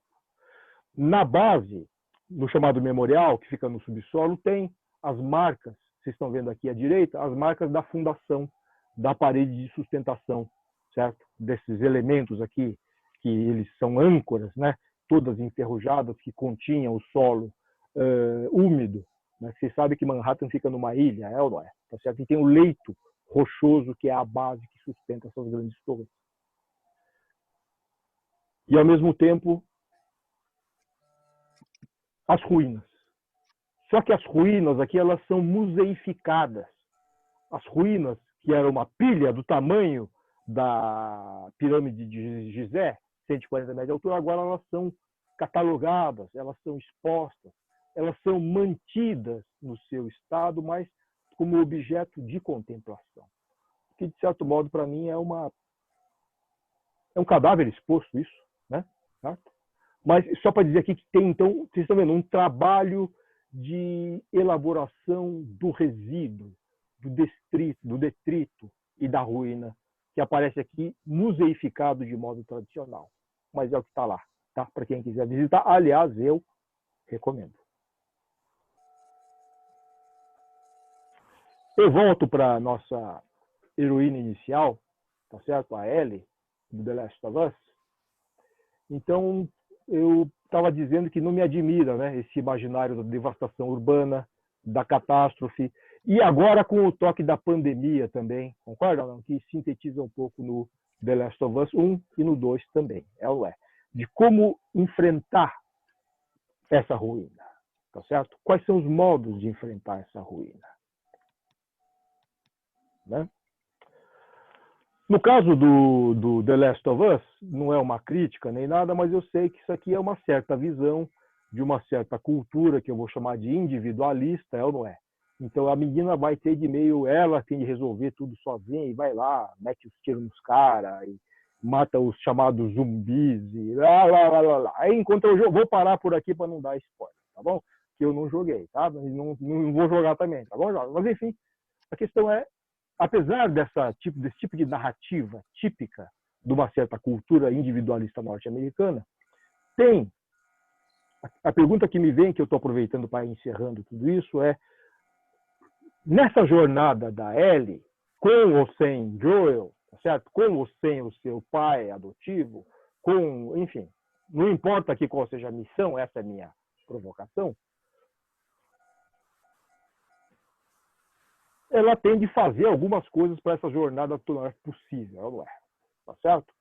Então, já que agora a ruína é nossa, a ruína não é da Alemanha, a ruína não é de Paris e a ruína não é da antiga Roma, o que fazer? Certo? Então, como uma provocação final, tem esse manualzinho aqui, ó, Guia de Sobrevivência para a Maioria Silenciosa, não é isso? O PrEP. Que o jogador tem de passar isso para poder fazer o chamado crafting de itens, para que isso torne possível uma série de ações que ele faça, que ele depois desempenhe no jogo, não é? Tá? Então, o professor Gilson está fazendo uma cara meio feia, mas é arts and crafts, tá certo? Tá? Temos de fazer alguma coisa. Eu tive de apelar, jovens, e peguei um screenshot do The Last of Us 1, porque no The Last of Us 2 só tem crafting de arma. Então eu preferi não botar crafting de arma e botar um crafting de kit de primeiros socorros, não é? Tá certo? Por quê? Isso que eu estou dizendo que está um pouco naquela cultura individualista, da arma, fazer a arma, meter tiro, é ou não é? Porque eu particularmente espero que no crafting da nossa ruína e da nossa catástrofe seja um crafting de instrumento musical, que eu acho que a Ellie prefere, certo? A Ellie prefere o violão do que fazer use, certo? Ou fazer crafting de arma. E daí fica a minha pergunta, tá certo? Que eu vou deixar em aberto, porque aqui vocês podem estar caindo na minha armadilha e achar que eu estou falando uma utopia da paz e amor, não é? De uma utopia hippie, né? De uma mocinha que vai pegar o violãozinho e vai pro meio do mato, não é? Cantar uns rocks rurais, como dizia o antigo e finado Zé Rodrigues, não é isso? Mas não é isso que eu estou dizendo, não. Eu não vou dizer, Gilson, para sua decepção e desespero, o que é utopia nesses tempos, mas eu vou fazer a pergunta: qual a utopia para esses tempos?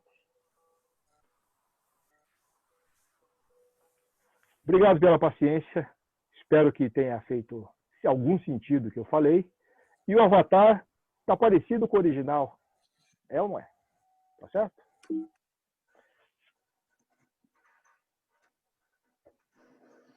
Sim. Ei, pifou.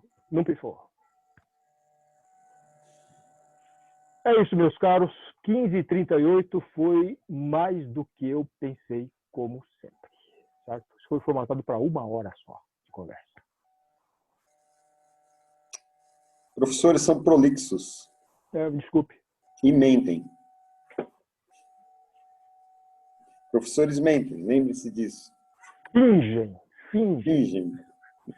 Quem mente é essa moçada aí de currículo. Aí, É verdade, tem razão.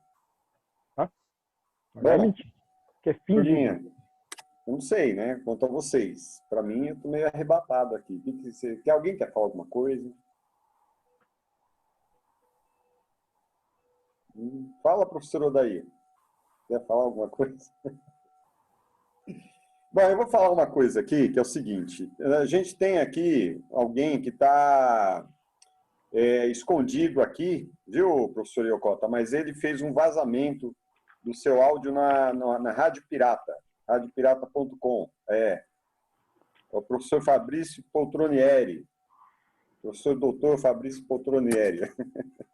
Está aqui fazendo uma... Bom, enfim, queria agradecer aí a presença dos amigos que vieram aí, né? O professor Odair, o professor Fabrício. E, bom, sei lá, cara, o que você colocou é fogo, né? Porque a gente está discutindo a semana inteira exatamente o que a gente vai fazer do que sobrou, né? O professor Sakamoto está aqui também. Ele é A gente está fazendo uns projetos aí, a gente chama de rústicos honestos. Meio isso. É o kit de sobrevivência para os novos tempos, né? Também é... Bom, enfim. Bom, quer falar alguma coisa, Gustavo? Eu ainda estou me recuperando aqui, entendeu? Cognitivamente. Então... Eu tenho a péssima mania de falar demais, eu estou tentando falar menos. Não, por favor, então fala, cara. É o tempo de eu pensar aqui, eu estou ainda processando. Professor, eu Eu tenho estou uma vendo o dúvida. cara. Por favor. Tudo bem se ela for assim um pouquinho divergente, desviar um pouquinho do assunto? É a seguinte, que você mencionou que o século XVII e o século XVIII são uma tentativa de renegar essa herança clássica do europeu, né? Ou melhor, fugir um pouco dela. Né? Aí isso me fez lembrar de uma dúvida que eu tenho, e aí eu quero ver se você sabe me dizer. Quando foi que surgiu essa ideia de Europa que a gente conhece? Quero dizer, essa Europa que foi buscar uma identidade cultural nos gregos que nunca foram europeus. É isso, era isso que eu tinha para perguntar. Você me coloca numa gelada, na verdade, né? Então tá bom, vamos lá, vamos tentar sem... Essa ideia de Europa como unidade é muito nova, muito recente, tá certo? Ideologicamente. Até eu vou arriscar dizer que é uma ideia do século XX, enquanto a Europa, inclusive é coisa da União Europeia e tudo mais. Uhum. Por quê? Porque a própria ideia de Estado-nação, no século XIX, já era uma coisa complicada e fictícia. Quer dizer, a Itália, enquanto tal, se forjou no século XIX. Era um bando de regiões com dialeto, tal. Teve de Mussolini lá e Krau. Na Alemanha foi no século XIX também, tá certo? Então o Estado-nação é uma invenção. Estou tentando responder rápido, tá? Okay.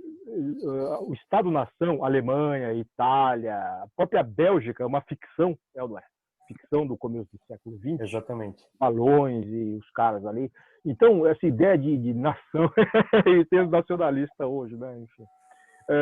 Essa ideia de nação é uma ficção do século XIX. Ficção, que eu digo, não é mentira, é uma construção para dar uma certa legitimidade a uma certa estrutura social e econômica, né?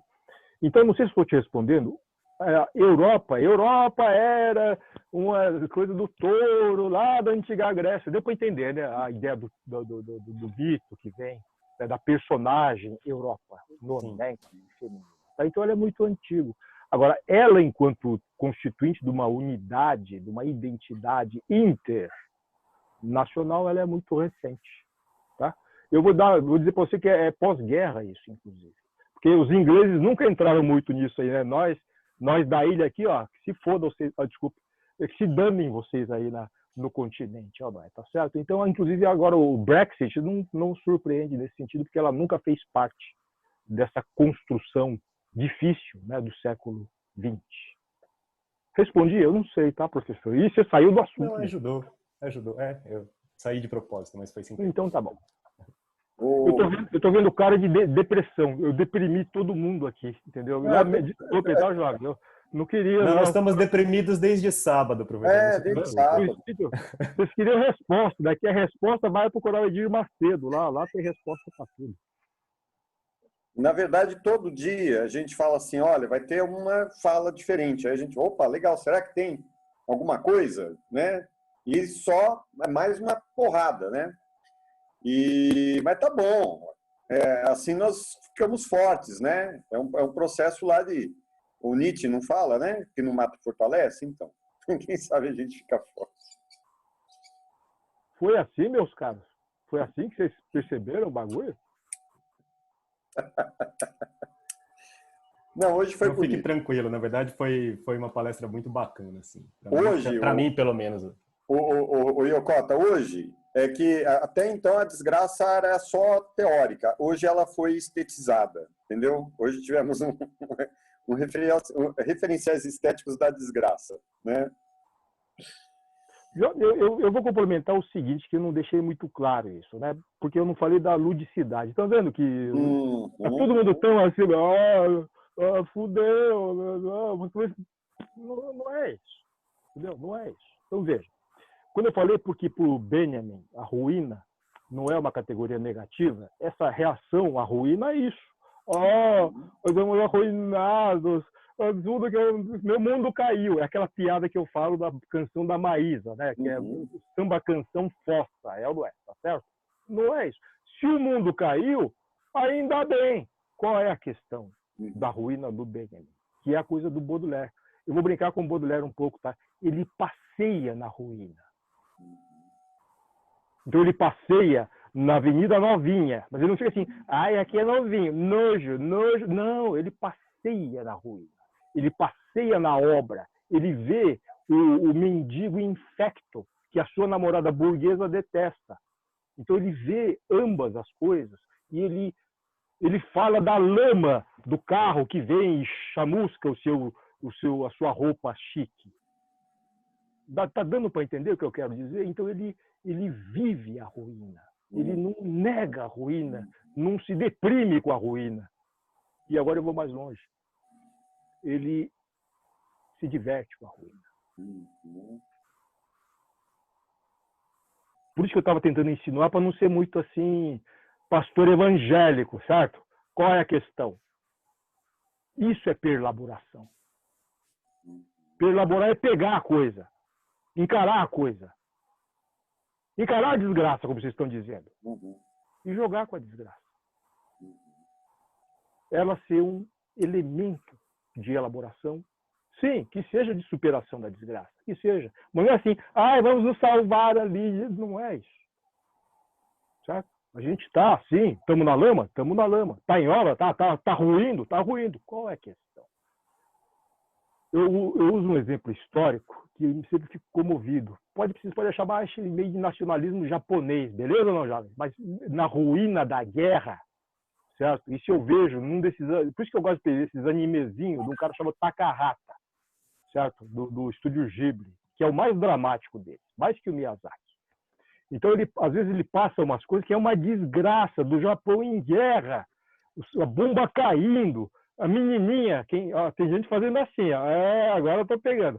Menininha passando fome, é ou não é? E eu já dou dando spoiler, a menininha vai morrer de fome, beleza ou não? Mas os irmãozinhos brincam. Vocês entendem o que eu quero dizer, jovem?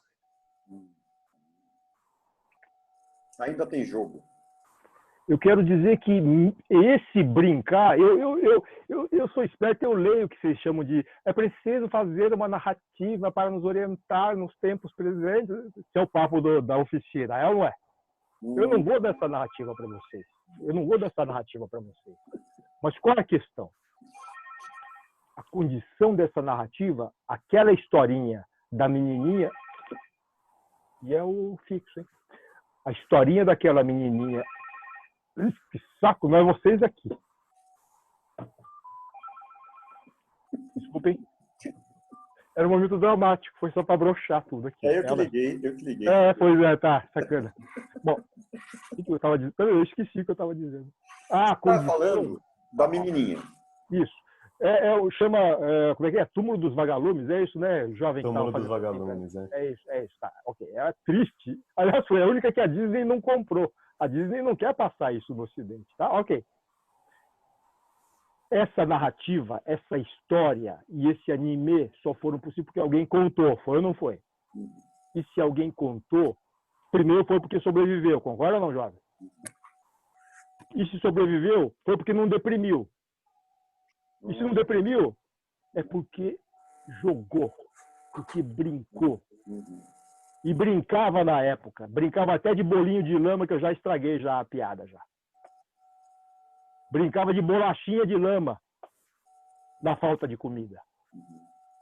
Vocês entendem o que eu quero dizer? Então, jovens deprimidos. Eu sempre chamo a geração deprê. Eu fico dando porrada nos milênios. Assim. Tudo bem? Então, não sei se fez sentido o que eu falei. O Baudelaire, certo? O Piranesi passeia na ruína. Por isso que eu puxei o Piranesi. Ele pensa uma prisão muito doida. É evidente que ele sabe que aquilo é opressivo, mas ele quer causar isso. Isso está dentro de uma estética, tá? Alguém falar a palavra? Eu, de propósito, escolhi. O romantismo está cheio dessa estética. Dramática, tensa, intensa, deprê, melancólica, mas eles sabem que é estética. É isso que o pessoal hoje confunde, a meu ver. E começa a traduzir isso em estado de ânimo real. Certo? Vê umas minisséries aí, começa a entrar em parafuso. Fala, gente, para com isso, isso é um filme. Né? Não sei porque eu estou falando isso, é porque ninguém fala, né? Bando de... Professor, aproveitar e para não deixar você falando sozinho, o Diego contar uma falar. historinha. Você quer falar, Fale primeiro, Diego. Vai lá.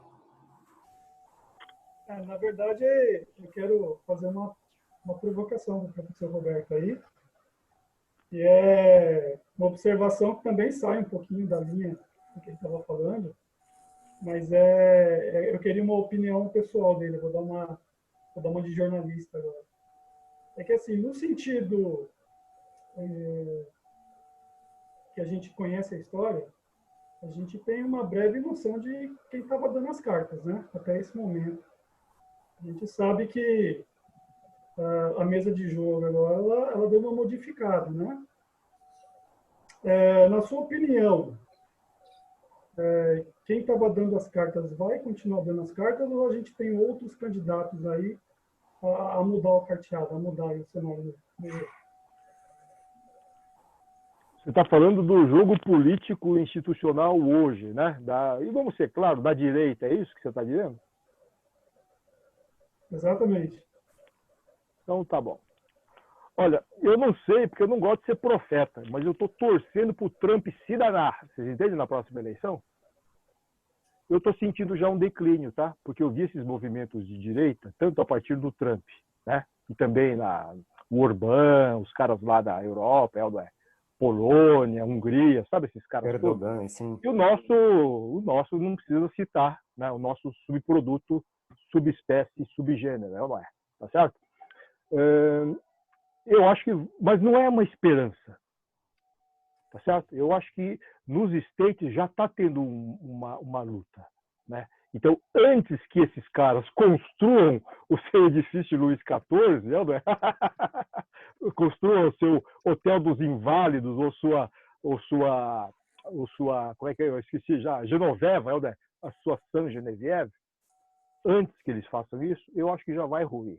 Mas, volto a dizer, mesmo que eles construam a sua Santa Genevieve, mesmo que eles façam o seu Versalhes, vai cair. Roberto, Isso não é esperança. Isso não é esperança. E não é esquerdismo. Vai cair. Vai cair, lógico, não se sustenta.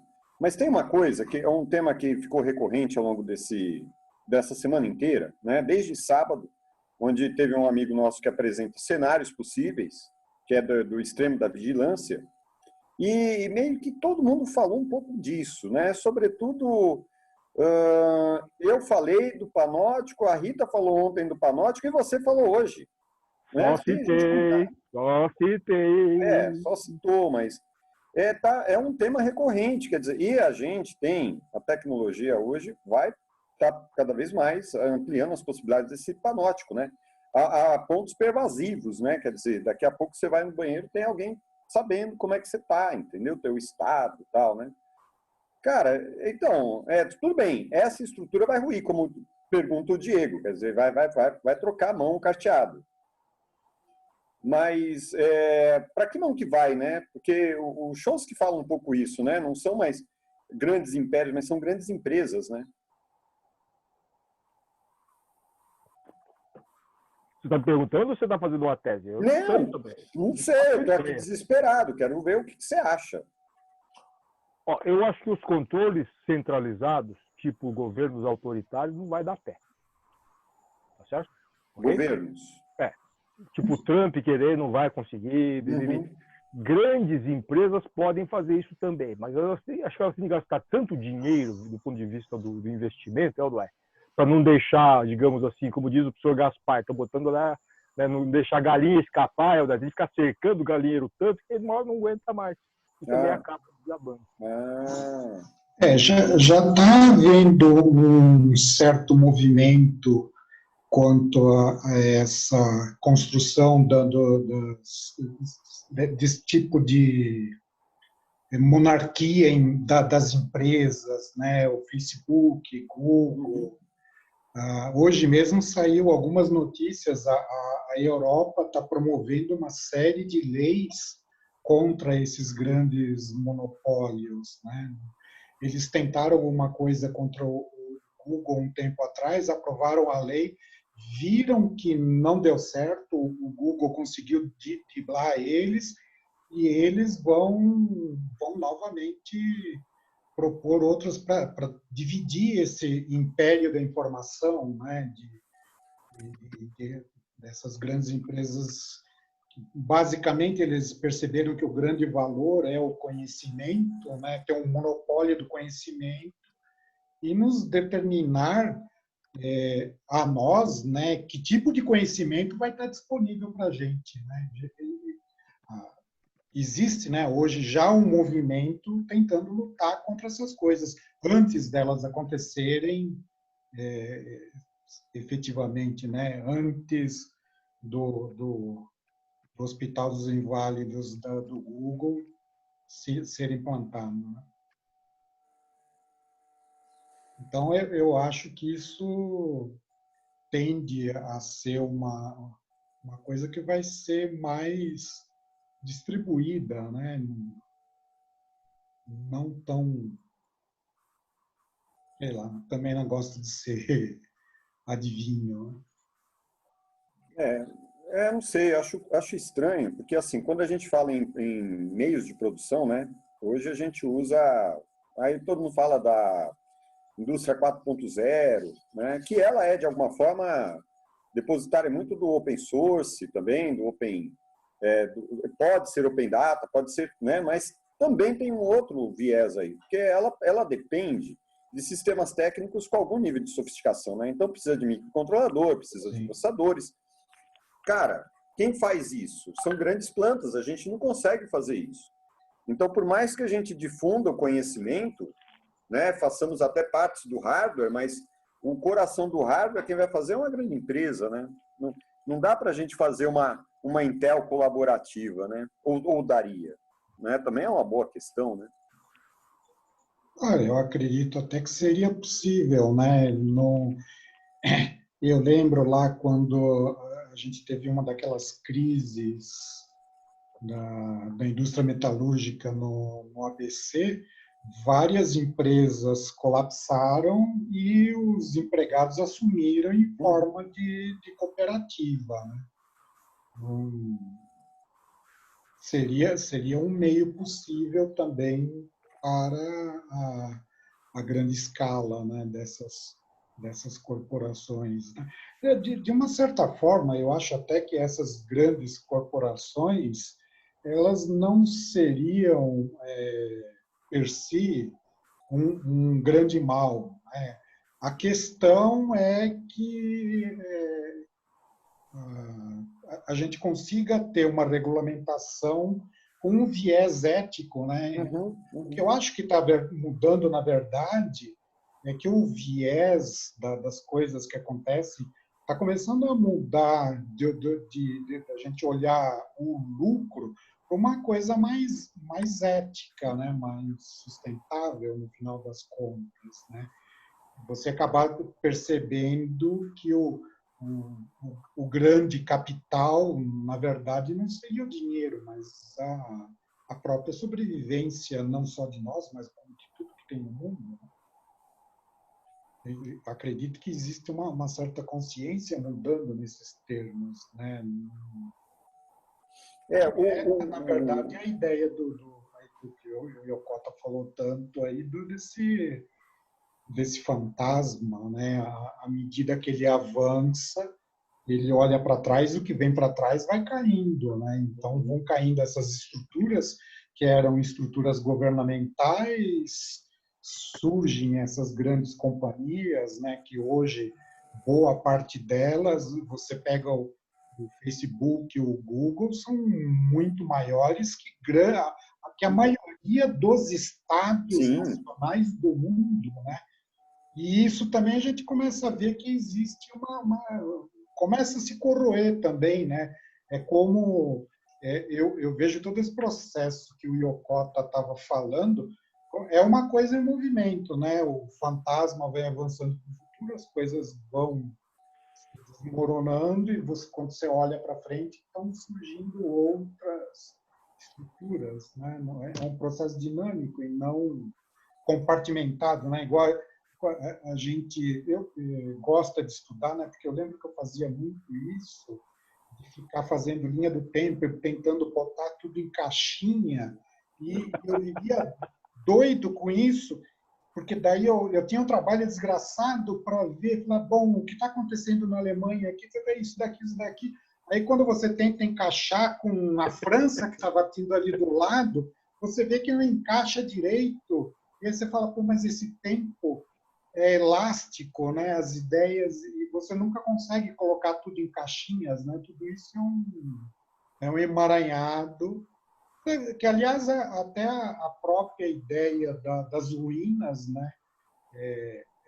Tem muito disso, né? As coisas se decompõem, se misturam em outras coisas e vai avançando lá para frente, porque tem que ter há de ter um futuro, né? Não, as coisas não se pensar só, né? Em cada desses momentos, se você estancar uma coisa, agora você elimina a possibilidade do futuro, né? E aí, o que faremos nós, né? Não parece que não tem saída, né? Porque vira um xadrez que já está resolvido, tem um checkmate, inexorável, né? Mas não é como eu tinha um jogo para computador de xadrez, né, que de vez em quando o computador, né, aparecia uma mãozinha por cima da mesa e tirava as peças. Deus ex Ou machina. colocava as... Então, o que acontece? Essa partida que jogamos não há de terminar, né? Eu vou retomar um pouco, só para provocar um pouco mais. Vocês cortam o bagulho aí, eu não sei qual o tempo da coisa, tá? A gente vai ter que depois fazer uma orientação rápida aí dos. Tá bom. Manda Mas é coisa de mais 20 minutinhos, a gente conversa aí, depois vai para a orientação. tudo isso. Mas, enfim, tem o Ângelos Novos, ele está de costa para o futuro. Ele é empurrado para o futuro pelo vento da chamada progresso, só que ele está de costa, ele só vê a ruína do passado se acumulando e vê a coisa desmoronando, né? No sentido do Benjamin, é claro, é a visão do historiador, é a visão do crítico, tá? Não é a coisa do operador, não é do transformador da história. Mas hoje em dia, eu fico brincando que a gente está indo de marcha ré, não é? Tá certo? Só que a gente está indo de marcha ré para o futuro. Porque não tem volta, não dá para voltar, é impossível, não tem ditadura, não tem volta de nada, é impossível a volta. Está arruinado isso, certo?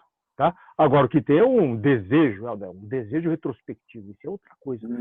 Agora, como a gente está olhando para trás e mal consegue olhar para onde está agora, porque só vê a ruína próxima, que é um acúmulo. É um pouco que ele diz assim, o anjo da história vê tudo como uma única catástrofe. Sim. Não são várias catástrofes. Por isso que eu falo que eu tentei personificar vários momentos onde nós somos hoje vários anjos vendo uma catástrofe só. Do barroco, do neoclássico, do romantismo, da revolução industrial. Essa mais recente, deu para entender que eu botei o World Trade Center, que no fundo, muitas dessas catástrofes são as mesmas ao longo da história, a motivação, a causa é a mesma, só que ela vai, né, é atual e antiga. Por isso que eu falo, não sei, tá? Não vou, ninguém perguntou, né? Mas não vou falar utopia e interrogação, tá bom?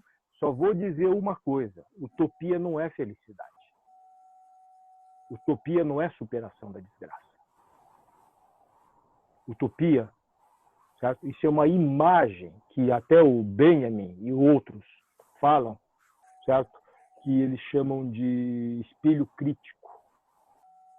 Espelho dialético, melhor dizendo assim, porque é uma negação. Quanto pior a realidade histórica, mais o espelho crítico projeta uma utopia de felicidade.